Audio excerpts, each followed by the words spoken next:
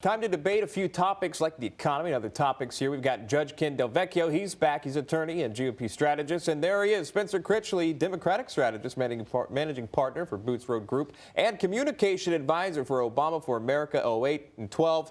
Guys, thanks for coming back. Jump right in. Polling seems to show people are pretty comfortable with the Trump economy as far as the polling we showed you earlier.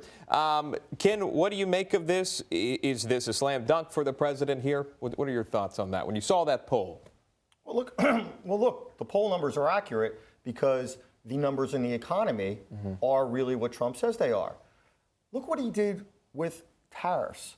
Tariffs for well over 100 years are what fueled our economy. We had no income tax.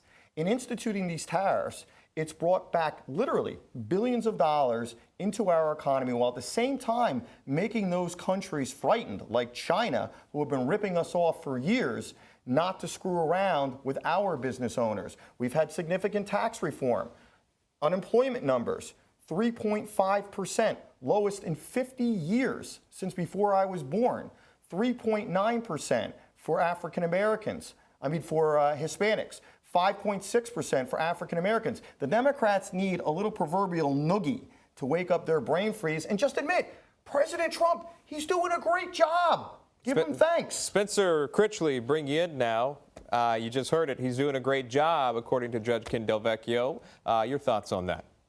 Well, once again, the facts say otherwise than the claims of the founder of Trump University and the fraudulent Trump charities, who's been running this kind of con. He's using the word con job, President Trump is. He should know. He's been running cons like this for his entire career. The numbers just say otherwise. Yes, the economy is strong. That's what the polls are showing. People are feeling better because their lives are better. But the fact is it's slowed down under President Trump. And it is tough to run against an incumbent who is enjoying a strong economy, but this is an economy that President Trump inherited, like he inherited everything else in his life, and he's, just like in his private life, racking up enormous amounts of debt while he's heading towards getting us into lots of trouble. Conservatives used to be against creation of debt, certainly during a time of a strong economy. That goes against all economic logic. Speaking of tariffs, tariffs are an 18th century idea. It's called mercantilism. They almost destroyed the world economy in the Depression. And it's only by freeing ourselves from mercantilism that we enjoyed the enormous boom that we've seen since World War II. President Trump has been forced to bail out farmers to the tune of billions of dollars because of the impacts of these tariffs. It's slowed the growth of corporate earnings. None of this stuff works. No, we knew that. It used to be conservatives and liberals agreed on this stuff. Obviously, it does work because our economy is booming. Talk about a con job. It's slowing down. Can I pivot for 1 second? Sure. Let me give a legal lesson as the author of some of the best-selling criminal law books in the country by the largest publishers. Con job.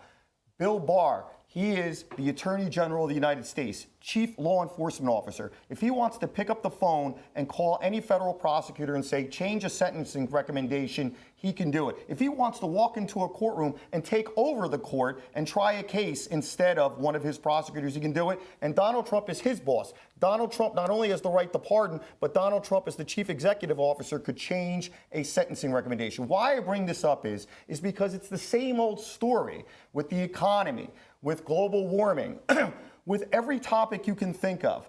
The Democrats just constantly try to say that President Trump doesn't have this authority, that President Trump is lying, when they're either ignorant, meaning they don't understand, or they're fabricating. That's what it is with the economy. The economy is booming because of Trump. I want to switch up real quick. Emerald Robinson, a reporter there at the White House, mentioned the topic of anonymous in the book and who wrote it, the NSC. What are your thoughts on that? Have you read the latest on that? What are your thoughts on that? Sure. You know what it is with that? I don't care. I don't care. I don't care who wrote it. I don't care what the book says, because at the end of the day, we run into the same thing. They will never stop, no matter what Trump does. Literally, if he cured cancer, and I'm sorry to use that kind of typical phraseology, but if he cured cancer, people would say he's evil. Everything is a big lie because people hate him. Spencer, your thoughts again, this book, Anonymous, we popped it on the screen there. Obviously, Ken has his points. What are yours? Yeah, and let me just say, this isn't partisan. There are plenty of leading conservatives who are also very much alarmed by President Trump's attacks on democracy, including his interference in the independent administration of justice.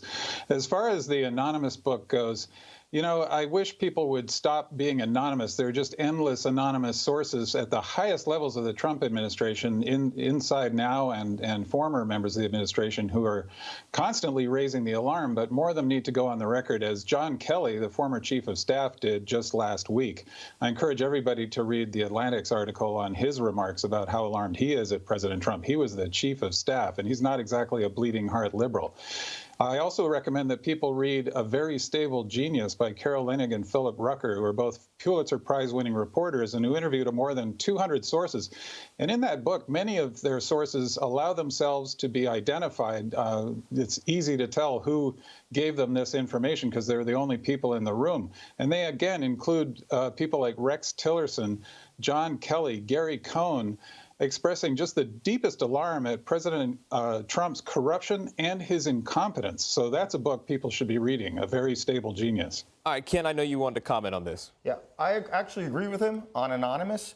Where I disagree with him, though, is there's not a lot of conservatives out there who are opposed to Donald Trump.